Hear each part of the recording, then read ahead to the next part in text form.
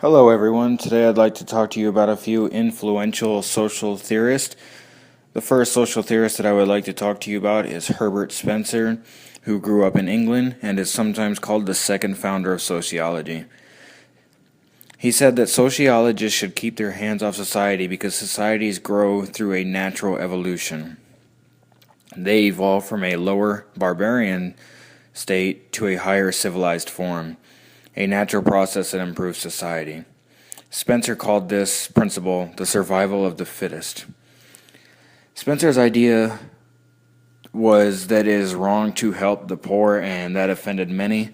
I agree with the fact that society is survival of the fittest, and I don't agree with the fact that it is wrong to help the poor.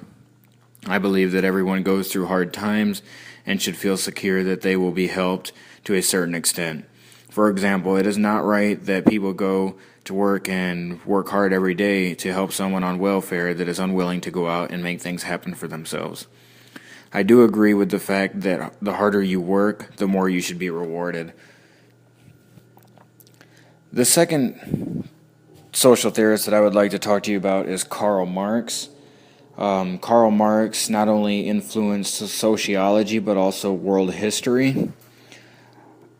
So, Karl Marx believed that society was made of two social classes, and they are natural enemies. The first social class Karl Marx thought was something called bourgeoisie. The capitalists who own the capital, the land, the factories, and machines. And the proletariat are the exploited workers who do not own the means of production. Marxism is not the same as communism, though.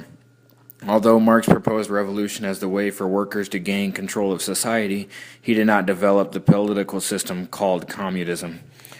I do not agree with Karl Marx's opinion that there are only two social classes in society because I have been raised to believe that there are three, the first being the upper class, the second being the middle class, and the third being the lower class. The upper class would be the bourgeoisie, and the lower class would be the proletariat, according to Karl Marx. But he is forgetting about the middle class. The third and final social theorist that I'd like to talk to you about's name was W.E. Du Bois, William Edward Boudgard Du Bois. Not only was sexism assumed to be normal during the early period of sociology, but so was racism, which made life very difficult for African American professionals such as W.E. Du Bois. W.E. Du Bois talked about a time when he was passing a butcher shop in Georgia and he saw the fingers of a lynching victim displayed in the window. At that time, racism, like sexism, prevailed through society, rendering it most invisible to white sociologists. And until recently, Du Bois' work was neglected by sociologists. I believe that racism is still a very big social issue. Racism affects everyone it comes in contact with. Society will forever be impacted by the hate that comes along with racism. I believe every person should be treated as equal and that a man cannot change the color of his skin, so there is no reason to hate him because of the color of his skin. Them are the three social theorists that I'd like to talk on. And I gave you my perspective on each of them, and thank you very much.